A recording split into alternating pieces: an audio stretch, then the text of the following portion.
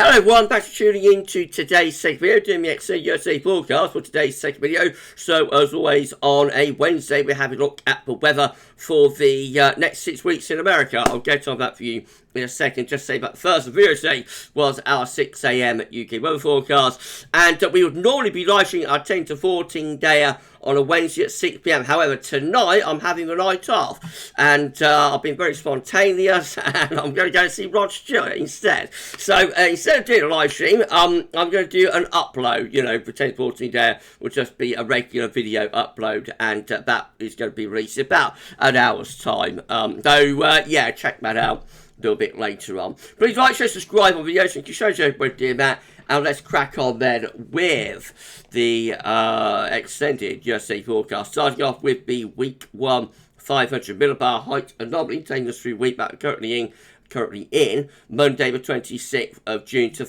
Monday the 3rd of July.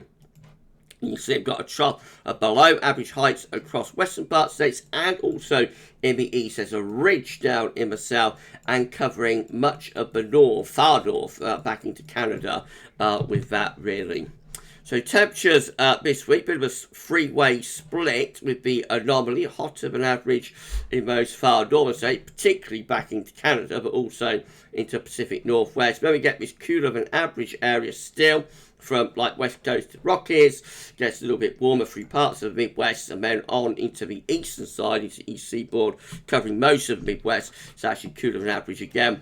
And then down in the south, significantly hotter than normal conditions there, especially so in the far southern states like Texas, Oklahoma, for example, looking really hot there with temperature anomalies of 3-6 degrees above average. That will be, because it's a hot time of year anyway, so that will be real heat wave conditions, for example, in Texas.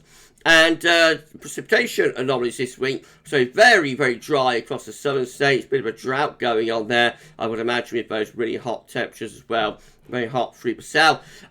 Wet in the far northeast here at the eastern seaboard up to northeast parts of America, and a little bit wetter than average again from the Rockies back towards the west coast. Going into the far north though, to drive an average when we get back into much of Canada, away from this eastern coast of Canada anyway. Week 2 will be the 3rd to the 10th of July. So a bit of a change this week. Below average heights appearing across northern parts of America. Temperature anomalies look like this. So generally cooling down, warming up in the far west actually. So western regions begin to warm up, and in the far northeast it's warming up a little bit as well. Round the Rockies, for example, goes cooler than average, and down into these more southern states. So it looks like next week the heat wave will ease a little bit down across those far southern states. And it looks warmer than average in the northeast as well. So pushing up towards the Great Lakes, for example, and then on into the northeastern parts of America. Hotter than average through there. Looking really hot when we get into northeastern parts of Canada, by the way. Look how deep that red shading is. That's 6 to 10 degrees above average. Wow, wow, wow. Really hot there next week across the northeastern parts of Canada. Proper heat wave. Precipitation-wise, it looks like we're turning drier in the west from the Rockies towards the west coast, towards the Pacific coast. Meanwhile, further south, though, it's turning much wetter there through most southern states again. Like Texas, for example, we could start to break this hot, dry weather, set off some torrential thunderstorms, perhaps down across some of those southern states where this week it is very, very hot and dry. Up into the northeast, also looks a little bit wetter through there, drier than average probably through most of those northern states.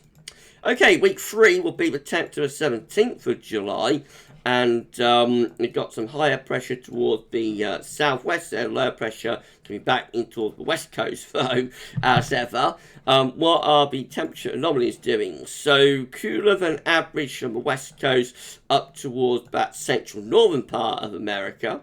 Through here, so really in the northwest, I guess. Hot again down across those southern and southwestern states, this time particularly focusing around Arizona, for example, looking very, very hot through there, and over towards Oklahoma, most of the state perhaps. And then the southern states still generally warm and average. And that heat pushing northwards as well into parts of Midwest and possibly towards the eastern seaboard too. So week 3 sees a general warm up actually away from the northwest. Precipitation wise, it looks like this, so very dry down across the southern southwestern states, dry on the eastern seaboard as well, but rather on wet side in the far northwest and going into towards parts of Midwest and into the northeast as well. Week 4 will be the 17th to the 24th of July. So high pressure above average heights across the southern southwestern states. Otherwise the signal is weakening, so let's add in 3 question marks, shall we? And let's see what the temperature anomaly is doing. Generally still looking a little bit on the cooler side in the far northwest here. Otherwise, most parts of America look like they're turning hotter, and that heat is extending northwards with time as well. And as far as the precipitation anomaly is concerned, it looks a little bit on the wet side still in the far northwest, otherwise dry through much of the west and the southwest and into the southern states again. So that reprieve down across those southern states next week with some wetter weather is not lasting, and actually we're back to drier weather again when we get into the second half of July. Maybe a bit on the wetter side in the far east and northeast there. Week 5 will be the 24th of July to the 31st. Now we've lost the signal pretty much, so one big question mark should cover it. Temperature anomalies, just looking generally warm really from coast to coast by that point, late July across America. And a weakening signal for precipitation, but still looking largely on the dry side across those more southern states anyway. And then finally, we get through to week 6, which is the 31st of July to the 7th of August. If it's going to update. Is it going to update? Wow, everyone, what's going on? Data unavailable. Thank you so much, EC. We nearly got there without any problems, didn't we? But we just couldn't quite pull it off. I don't think we're going to get week 6. We may have to call it a day there. Let's see. I think we're going to have to call it a day. It's crashed. Okay, so EC is down. We can't show you week 6. I'm so sorry about that, everybody. But again, we are reliant on third-party websites.